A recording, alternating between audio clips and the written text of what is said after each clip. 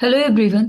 Welcome to केनी studies. आज है 26 नवंबर और आज के करंट अफेयर सेशन में हम जिन टॉपिक्स को कवर करेंगे वो टॉपिक्स हैं वर्ल्ड अर्बनाइजेशन प्रोस्पेक्टस रिपोर्ट 2025। इसके साथ ही हम देखेंगे बिरसा 101 थेरेपी के बारे में कि ये किससे संबंधित है और क्या है ये। इसके साथ ही हम देखेंगे आशा एआई प्लेटफॉर्म के बारे में। देन हम देखेंगे ग्लोबल मीथेन स्टेटस रिपोर्ट 2025 के बारे में। After that national council for transgender persons और लास्ट में हम देखेंगे 20th G20 समिट के बारे में। तो शुरू करते हैं। आज का फर्स्ट क्वेश्चन है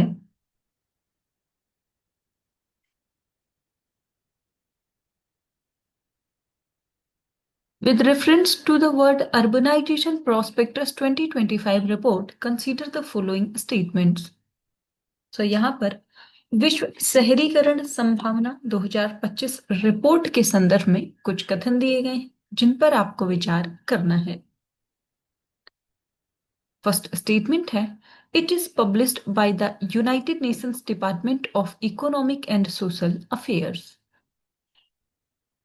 and second statement Jakarta Indonesia is now the world's most populous city. और यहां पर आपसे करेक्ट स्टेटमेंट्स पूछे जा रहे हैं। आपको बताना है वर्ल्ड अर्बनाइजेशन प्रोस्पेक्टस 2025 रिपोर्ट से संबंधित यहाँ पर कौन से ऐसे स्टेटमेंट्स हैं जो कि करेक्ट हैं।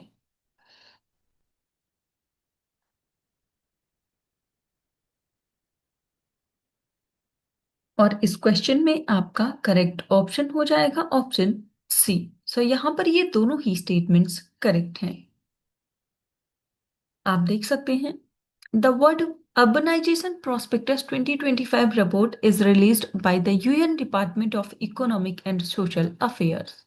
So, according to this report, Jakarta now has nearly 42 million residents, making it the world's most populous city. So UN देशा का जो पॉपुलेशन डिवीजन है उसने इस रिपोर्ट को प्रिपेयर किया है और ये रिपोर्ट जो है ये प्रेजेंट करती है population estimates and projections using the degree of urbanization. इसके साथ ही अगर हम ग्लोबल फाइंडिंग्स की बात करें तो in 2025 cities house 45% of world's population, towns 36% and rural areas are 19%। इस रिपोर्ट के अनुसार जो मोस्ट पॉपुलस सिटी है वो है Jakarta, followed by Dhaka, Tokyo and new Delhi. New Delhi जो है वो फोर्थ मोस्ट पॉपुलस सिटी है अकॉर्डिंग टू दिस रिपोर्ट। इसके साथ ही इंडिया की स्पेसिफिक जो फाइंडिंग्स हैं अगर हम उसकी बात करें तो हाई टाउन पॉपुलेशन की अगर हम बात करें तो India has 44% of its population are living in towns. And India and China together account for over 1.2 billion town dwellers, which is more than 40% of the world's total town population. So, over one third of shrinking cities are in China and 17% in India.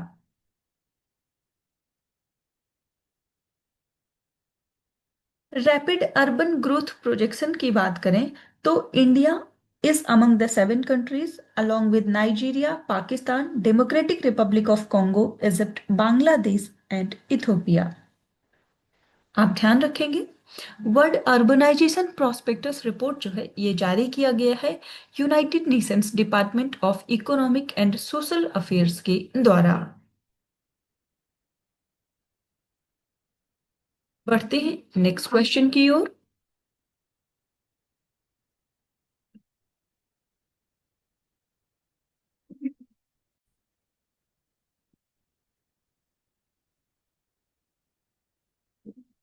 Next question है Birsa 101 recently seen in the news is related to which of the following। यहां पर आपसे पूछा जा रहा है हाल ही में खबरों में रहा जो बिरसा 101 है यह निम्नलिखित में से किससे संबंधित है। आपके ऑप्शंस हैं a gene editing technology for improving crop varieties, Second, a biotechnology scheme for tribal livelihood improvement. Third, a genome sequencing program for rare disease या फिर a CRISPR based gene therapy for sickle cell disease। आपको बताना है कि हाल ही में चर्चा में रहा जो बिरसा 109 है वो इनमें से किससे संबंधित है।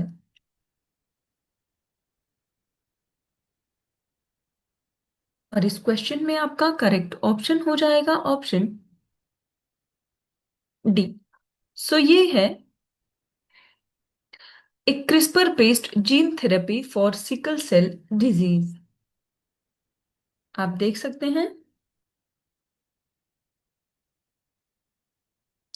Virsa 101 is India's first indigenous CRISPR-based gene therapy specifically developed to treat sickle cell disease.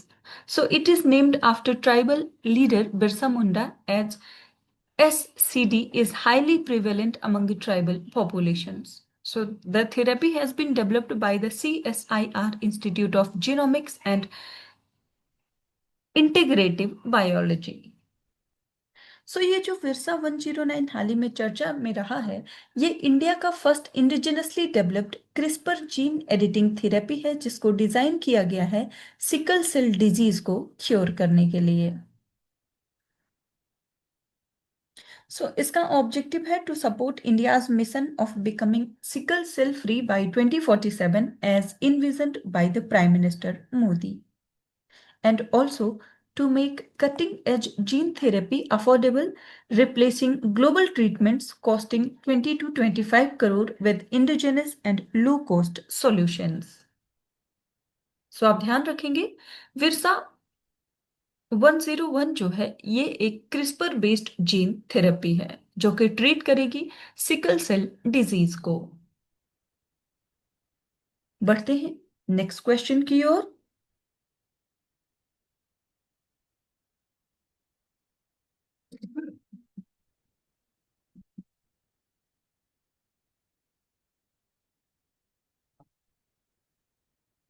Consider the following statements regarding the ASA AI platform।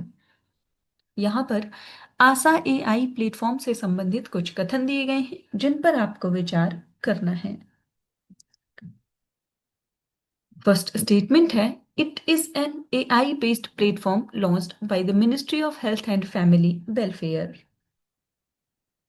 And second statement is it enables PDS beneficiaries to share feedback on ration distribution through AI-enabled automated calls in their preferred language।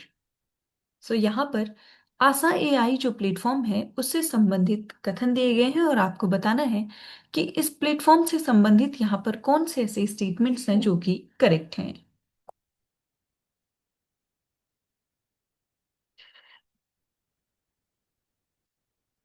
और इस question में आपका correct option हो जाएगा option B.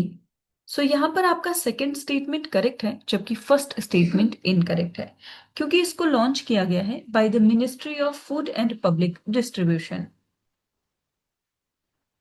आप देख सकते हैं सो द अन्य सहायता होलिस्टिक एआई सॉल्यूशन जिसे हम आशा एआई के नाम से जानते हैं is an AI based platform launched by the union food and public distribution ministry and it enables PDS beneficiaries to share feedback on ration distribution through AI enabled automated calls in their preferred languages। सो इसको develop किया गया है in partnership with the Wadhwani foundation and it is supported by the India AI mission through Bhashini multilingual AI infrastructure. और आशा AI जो platform है इसका उद्देश्य है इन्हांस करना transparency and service delivery in the public distribution system. So इसके की functions की बात करें तो this system collects feedback on whether beneficiaries received their full entitlement, the quality of food grains, and any issue faced at fair price shops. So this system currently reaches around 20 lakh beneficiaries every month across India and improving the scale and efficiency of feedback collection.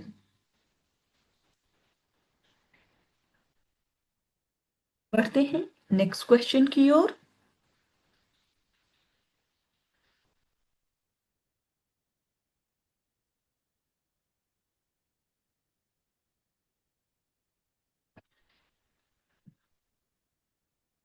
The global methane status report 2025 is released bye.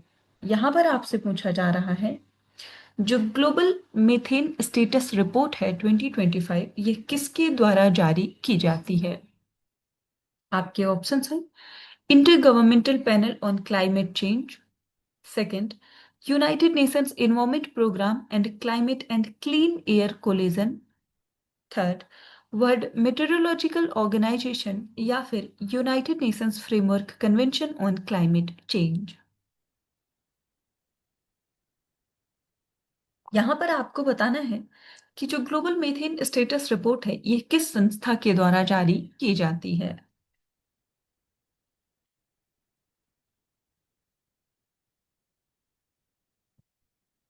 और इस question में आपका correct option हो जाएगा option B. सो ये report जारी की जाती है यूएनईपी और climate and Clean Air collision के द्वारा।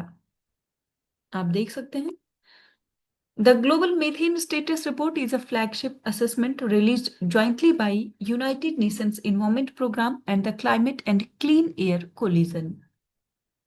So it provides a comprehensive analysis of global methane emissions, progress on mitigation efforts, and gaps to meet the global methane pledge targets aimed at reducing methane emission by 30% from 2020 levels by 2030.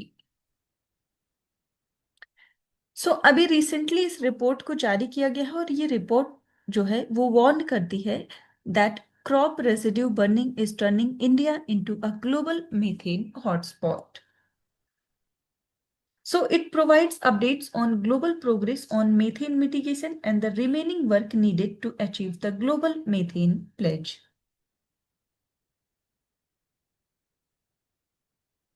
So India is the world's third largest methane emitter. India's agricultural activities alone contribute 12% of the global agricultural methane emissions, among the highest shares worldwide. So, if countries fully implement their nationally determined contributions and methane action plans, emissions could fall by 8% by 2030. So, the report underscores that 72% of the global methane mitigation potential lies in G20 countries, which emits 65% of the global anthropogenic methane. So methane की बात करें तो methane जो है ये एक hydrocarbon है that is primary component of the natural gas. और ये एक कलरलेस ओडरलेस गैस होती है जो कि फ्लेमेबल होती है और वाटर इंसॉल्युबल होती है। सो मीथेन गैस को मार्च गैस या फिर मिथाइल हाइड्राइड के नाम से भी जाना जाता है and it is responsible for approximately a third of the warming we are experiencing these days.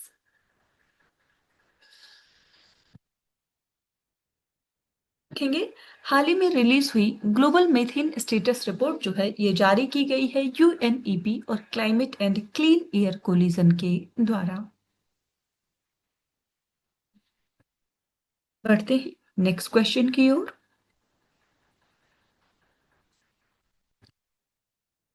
Consider the following statements regarding National Council for Transgender Persons. सो यहाँ पर राष्ट्रीय ट्रांसजेंडर व्यक्ति परिषद जो है उससे संबंधित कुछ कथन दिए गए हैं जिन पर आपको विचार करना है।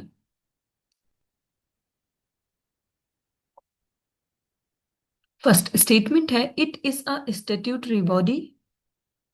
Second the council is chaired by the union minister of social justice and empowerment. And third statement is the key functions of NCTP include advising on the formulation of welfare schemes, readdressal of grievances, and protection of transgender rights. और यहाँ पर आपसे correct statements पूछे गए हैं। आपको बताना है national council for transgender person से संबंधित यहाँ पर कितने ऐसे स्टेटमेंट्स हैं जो कि करेक्ट हैं? और इस क्वेश्चन में आपका करेक्ट ऑप्शन हो जाएगा ऑप्शन सी। सो यहाँ पर ये तीनों ही स्टेटमेंट्स करेक्ट हैं। आप देख सकते हैं, the National Council for Transgender Persons was constituted under the Transgender Persons Act 2019 to advise the central government on policies, programs, and legislation for the welfare and empowerment of transgender persons. सो ये जो council है इसको chair किया जाएगा by the union minister of social justice and empowerment and includes members from central ministries, state governments, transgender community representatives and experts working on transgender issues.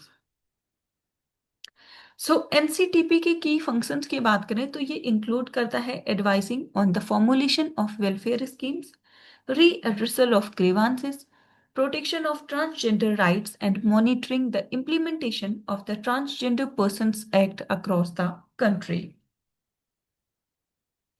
सो ये जो council है इसका उद्देश्य है फोकस करना on the livelihood issues as well as to raise awareness about the trans community for achieving the goal of social justice so that trans persons are accepted within families and in the larger societies.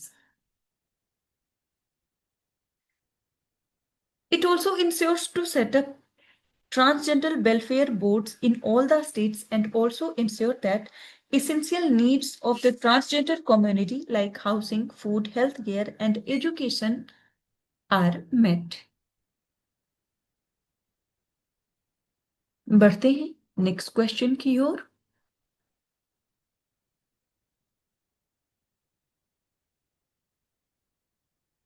Consider the following statements regarding 20th G20 summit held in South Africa. यहाँ पर दक्षिण Africa में आयोजित जो 20वीं G20 शिखर सम्मेलन हो रही है उससे संबंधित कुछ कथन दिए गए हैं जिन पर आपको विचार करना है। फर्स्ट स्टेटमेंट है, it is the first time the G20 summit is being hosted on the African continent. And second, the South African presidency focuses on development issues, debt sustainability, disaster resilience, finance for just energy transition, and inclusive growth through critical minerals. And the third statement is India's participation at the summit builds on its 2023 G20 presidency, highlighting initiatives such as global development, climate action, and representation of the global south. सो यहाँ पर जो 20th summit हो रहा है G20 शिखर सम्मेलन का उससे संबंधित ये स्टेटमेंट्स दिए गए हैं। आपको बताना है कि इनमें से कितने ऐसे स्टेटमेंट्स हैं जो कि करेक्ट हैं।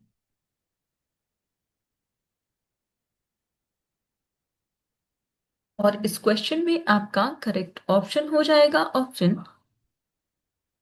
सी। सो यहाँ पर ये तीनों ही स्टेटमेंट्स करेक्ट हैं।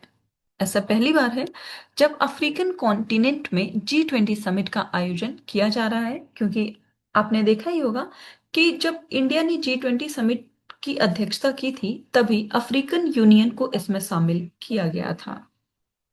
आप देख सकते हैं।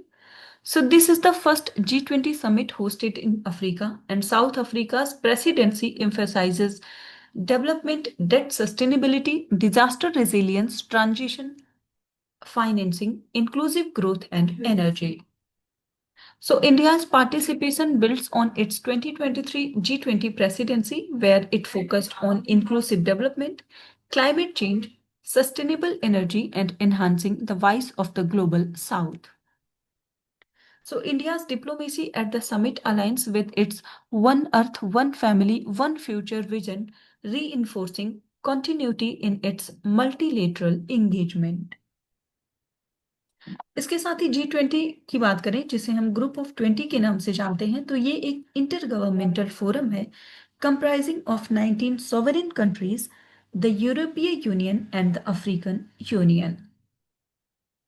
So it works to address major issues related to the global economy, such as international financial stability, climate change mitigation, and sustainable development through annual meetings of heads of state and heads of the governments. So the sovereign states of G20, international members like the EU and African Union accounts for around 85% of the gross world product and 75% of the international trade, 56% of the global population and 60% of the world's land area. आप ध्यान रखेंगे इस वर्ष G20 जो summit है उसका आयोजन किया गया है साउथ अफ्रीका में और और जो अफ्रीकन यूनियन है उसने एज ए 21st मेंबर 2023 की समिट में G20 को ज्वाइन किया है जिसका आयोजन किया गया था इंडिया में।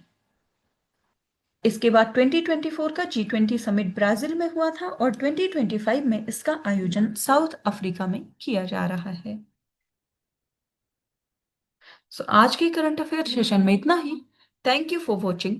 Do like share and subscribe.